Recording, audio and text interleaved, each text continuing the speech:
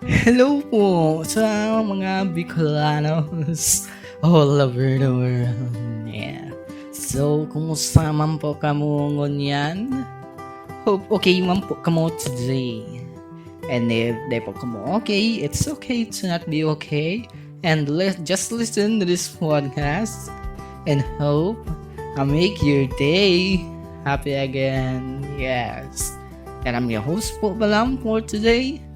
My name is Don Peter Negro, and now you're listening to the episode 23 of Kaulay Podcast. Yes, Kaulay Podcast is powered by DP Production. Kaya kung naghahanap ka ng podcast na pinag-ulayan ng about sa mental health, self-improvement, using Bicol dialect, well, this podcast is made for you.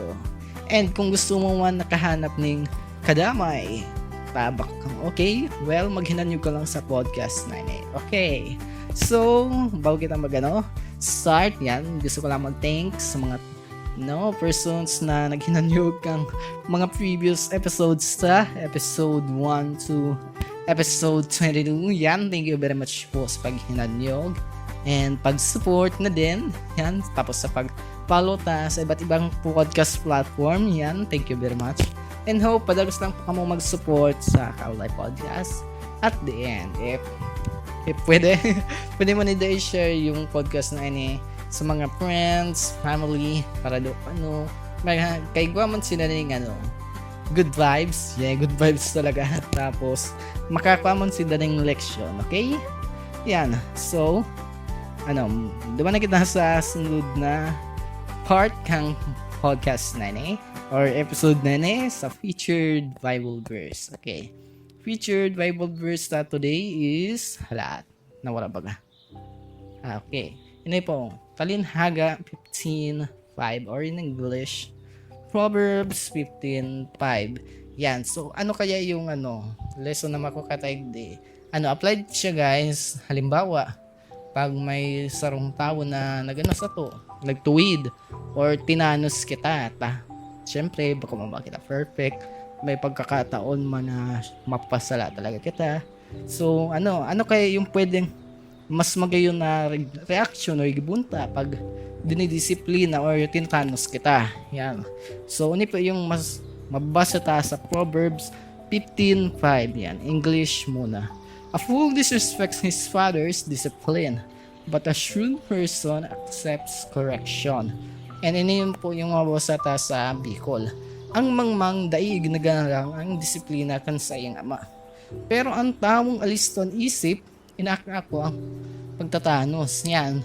So, di ba, ang discipline, para tita siyang nare-receive sa bahay. Siyempre, kay bata, most of the time, yung mga pamilya ta, mama, papa, kung may ate o kuya kita, di ba, siyempre may pagkataon na napapasala kita and may pagkakataon man na didisiplinahon or itatanos kita, pero may pagkataon man na bakong magayon yung approach kan disiplina. Gusto man din da kitang disiplinahon kaso yan nga parang bakong magayon so way o pagpaagi kan pagdisiplina kaya may pagkakataon talaga na parang mapaisip kita taro ka ng ginibos ako, napasala man ako, nagsuri man ako, yan. Pero, po, yung encouragement sa to kan, teksto. Ang tamong alistong inisip, inaakot niya yung pagtatanos. Kaya pag inaakot ta guys yung pagtatanos, may papahiling tayan na alistong isip ta.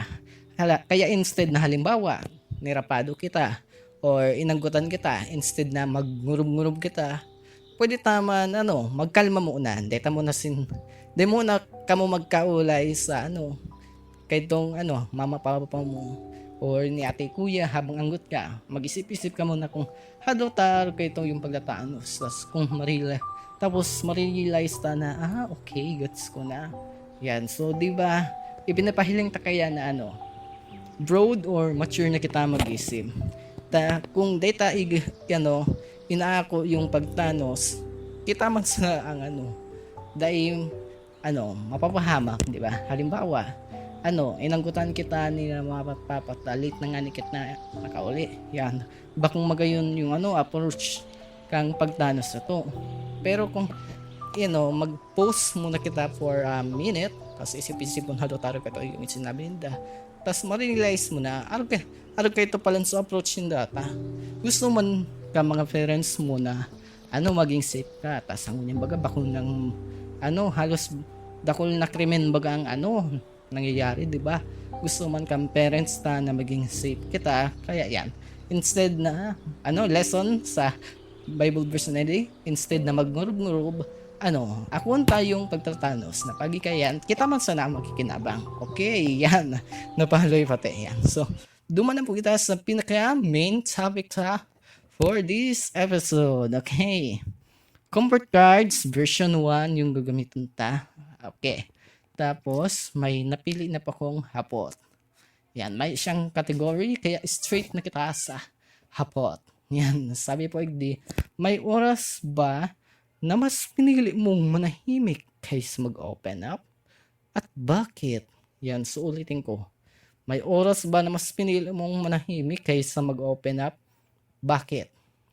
Kung gusto niyo guys mag-participate sa Hapot Simbagan ta for this episode, feel free na mag-comment ka mo. Yan. So, kung akong hapoton, yes, may oras talaga na pinili ko na lang na manahimik. Even though, ang totoo kayan, grabe na talaga yung problema ko. I feel like na ang problem ko is patong-patong na. Yan. Pinili ko na lang manahimik. Iniisip ko kaya na din hindi ako maintindihan. Yan. So, i-share ko sa indo pero partial lang. Okay. Yan. So, di ba may ako. Apo dyan, hilang. Tapos, pag may hilang ka, syempre, saro man sa kaluyahan or kaipuhan mong paglabanan yung negative thoughts mo, di ba? Syempre, saro sa negative thoughts mo pag may hilang ka, di mo na nga nagigibo yung mga gusto mo. Tapos, yan, nag-ating sa negative thoughts mo na, paano ko na di ko na nagigibo na worthless ka, yan. So, kaya, kaipuhan ko talaga yan guys, paglabanan. Tapos, aside sa hilang, unemployed pa ako. Kaya nakaka-negative thoughts ako na wala pa ng future ko. Tapos, pa, ngunyan, di ba, na-pension ko na may anxiety ako. Yan, I'm dealing with my mental health. Yan, tapos, ngunyan, nagdagdagan pa yung problema ko, natake nga ni si Papa na high blood. Tapos, yung ito guys, nagbago talaga sa behavior niya. Kahit to, bako man siya matnaram, pero ngunyan, kahit to, nagbago na yung behavior niya na parang madalda na siya. Tapos, madaling ma-irritate niyan. Ngunyan, medyo tunin na si Papa, pero madaling ma-irritate. Yan. Kaya may pagkakataon, kaya guys na, nagmumuda talaga si Papa, nakataraming makukulog na words. Yan. Kaya minsan, natitrigger din yung anxiety ko. Tanda ko ito, may ginibo talaga si Papang bakong angay. Yan, tapos parang galit na galit kami niya talaga sa group chat, which is kind of makasubbuga. Yan, tapos ayun na trigger sa anxiety ko. Sinasabi kan iba na baka sa mga high blood, araw kay to, normal lang talaga. Kaya sinasabi ninda na pagpasensyahan ko lang si Papa. Pero ang totoo guys, I'm doing my best talaga na pagpasensyahan. Pero bako siyang madali, especially lalo na sa situation ko. Ngunyan, tayo na nga nito, may hilang ako. Kaipuhan ko man pagpasensyahan yung sa diri ko First of all, may mga negative thoughts ako. Parang, I'm dealing with my mental health issue, which is anxiety. Minsan, nade-depress din ako. May pagkakataon ngayon na naghihibi na lang ako ng solo. Yan. Tapos, dumagdag pa yan Kaya, aram nindo guys, pag mati ko, nadoble yung gabat ang ko. Imagine nindo guys na may dara akong magabat na maleta. Yan. So, inot na maleta, yan dyan yung hilang, unemployed, tapos negative thoughts. Yan. Tapos, ngunyan, nadagdagan pa ng sarapang magabat na maleta. Which is, yun na nga ito yung nangyari kay Papa. So yan, araw ko ito yung namati ko. And sinasabi lang nila na pagpasensyahan ko lang. Kaya pag mati ko talaga guys, pag sinasabi nila ito, pag mati ko, din hindi talaga fully na understand yung situation ko. Yan. Kaya yan, after ka na-realize ko na arog pala kan ang outcome pag nag-open ako sa indam, mas marilugod din ako mag-open. Kaya yan, ngunyan, di ko masyadong ini-istorya yung problema ko. Yan. Sa indo ko lang ini-istorya ang podcast ko is naging safe space ko naman sa ngunyan. And di ko lang talaga nailuluwas minsan yung namamati ko. Kaya yan. Pero kung may makabistuman na naghinan yung podcast ko, hope pagi po ka ang podcast na ini, mas maintindihan man po lugunin do yung situation ko. And araw kito sa previous episodes ko bagan, sana po bago kita comfort, aram mo tawag na kung ano po kaya yung pinagdadaanan. Okay? Minsan may nagsasabi na pagpasensyahan mo lang, pero di man lang ako kinumusta kung hoy doon, kumusta ka mo? Yan, di ba? Makulog man baga sa pagmati na imbes na tabang yung na-receive mo, advice yung na-receive mo lugod. Yan, kaya magmati ko, I feel like I'm alone.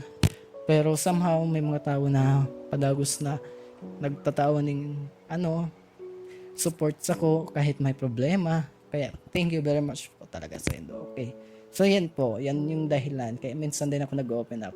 I feel like din hindi ako truly mahintindihan sa pinagdadaanan ko. Yan. So, pero guys, kung halimbawa araw kayo na-experience ko, may pagkataon na pinipili nindo na day mag-open. Okay, valid din yan guys. Pero kung day kita mag-open, talaga, bad magabot kayo yan guys sa punto na magagabatan kita, which is kita man sana ang masasakitan. Kaya suggestion ko, day muna ka mo magbasa-basta mag-open, kilatisan mo muna nito yung taong ipag-open na nandun. Tapos pag may nakahanap na ka mo ng tao na, ay, safe space pala, si kuya, si ate, ganon. Yan, so saka na lang nindo i-open yung nararamdaman nindo. Yan, okay? Yan, so yan po yung gusto kong i-share sa inyo. So, i-flip na ang card na sa big day. It's okay if you're not ready to talk yet. There's no rush in opening up. Do it when you feel safe and comfortable. Yan. So somehow, yan man yung ko sa episode 9 Di ko talaga masyadong inopen yung problema ko sa iba pagmati ko, di man nila ko mandangog. And araw nasa card, parang di ka pa kaya ready. Kung paano mo siya i-open, pas kung yung ikaluluwasan. Kaya yan, minsan din ako nag-open tab, bad imbes na comfort yung ma-receive ko, advice yung na-receive ko lugod. Pero pag may open, may open ako tas nagdadangog siya, yan. So, thank you very much po sa araw ka na tao. Okay, so yan na po yung simbag ko sa episode na and hope enjoy po kamo sa paghihinan nyo. Okay, so ano po yung masasabi nindo for today's episode? Mag-comment lang po kamo. I'm your host for today. My name is Don Peter Maderwanegro and hope magkailibanan po kita sa susunod na episode. Bye-bye!